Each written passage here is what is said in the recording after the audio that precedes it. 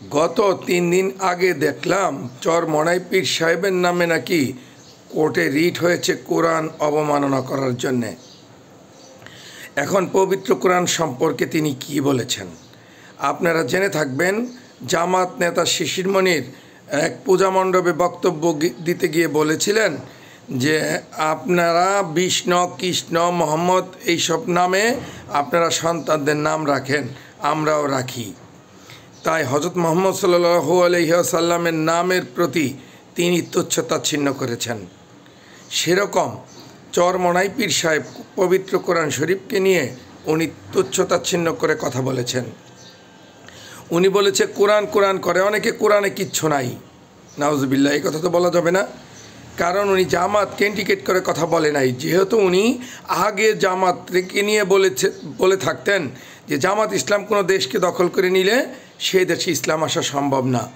যেহেতু উনি জামাতের পিছে এখন জোট করার জন্য ঘুরছেন, তাই জামাতকে সরাসরি কথা না বলে উনি বলেছে কিছুগুলো কোরআন কোরআন করে, কোরআনের আইন শাসন এদেশে বাস্তবায়ন করবে, কিন্তু আসলে কোরআনে কিচ্ছু নাই। উনি যদি ব্যাপারটা ওরকম করে না বলতেন পবিত্র কোরআন শরীফে সবই আছে, আমাদের মতো মানুষের বুঝার মতো জ্ঞান শক্তি নাই। তাই জামাত যেহেতু মদিনা শরীফ সনদ মানে না, মদিনা সনদ দিয়ে দেশ চালাবে না, পবিত্র কোরআন শরীফ দিয়েও দেশ চালানো সম্ভব না। কারণ আল্লাহ তার রাসূলকে আগে পাঠাইছেন, পরবর্তীতে পবিত্র কোরআন নাজিল হয়েছে তার উপরে। সেই কোরআনকে রিসার্চ করে তিনি যে হাদিস লিখেছেন, সে হাদিসের মধ্যে কোরআন এবং হাদিস মিলেই পরিপূর্ণতা।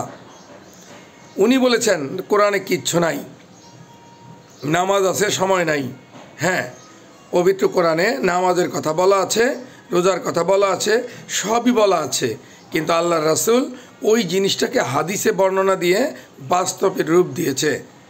আপনি 5 ওয়াক্ত নামাজ পড়বেন, কোন ওয়াক্ত কীভাবে পড়বেন, কিভাবে রোজা রাখবেন, কিভাবে রোজা খুলবেন, সবই ঠিক ছিল, ওনার কথাগুলিও ঠিক ছিল, কিন্তু কথায় জামাতকে বাঁচাতে গিয়ে উনি তালগোল পাকিয়ে ফেলেছে। তাই ইমানদার এবং মুসলমান ভাইদের প্রতি আমি অনুরোধ রাখব, আপনারা জেনে থাকবেন ইমানি দায়িত্ব আপনাদের উপরে।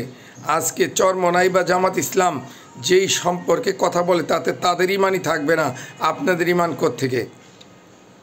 তারা ইসলামিক রাষ্ট্র কায়েম করবে, কিন্তু তারা ইসলাম থেকে সরে এসে গতানুগতিক আইন পাশ করার জন্যে বেশি ব্যস্ত হয়ে পড়েছে। তাই তারা নিজেরাই যেহেতু ইমানদার হতে পারবে না, আপনাকে কোত্থেকে ইমানদার করবে? রোজা আর পূজা এক জিনিস বলে, কেউ বলে আমার দাদা হিন্দু ছিল আমি মুসলমান হয়েছি, কেউ বলে জামাতকে ভোট না দিলে, চরমনাইকে ভোট না দিলে ইমান থাকবে না, জান্নাতে গেলে যে ইমানি দায়িত্ব আল্লাহ তাআলা হযরত মুহাম্মদ সাল্লাল্লাহু আলাইহি ওয়াসাল্লাম এবং এরকম কিছু ব্যক্তি ব্যতীত দুনিয়াতে কেউ বলতে পারবে না আমি জান্নাতে যাব, জান্নাতের শিওর কাউকে দেয় নাই। অতএব আপনারা জানেন নবী রাসূলদের সময়ও জুব্বা পরা, দাড়িওয়ালা, টুপিওয়ালা কিছু লোক ছিল কাফের, কিছু লোক ছিল মুনাফেক। তাই এই মুনাফেকদের পাল্লায় পড়ে নিজের ঈমান নষ্ট করবেন না। ধন্যবাদ সবাইকে। আল্লাহ সবাইকে সঠিক বুঝ দান করুন।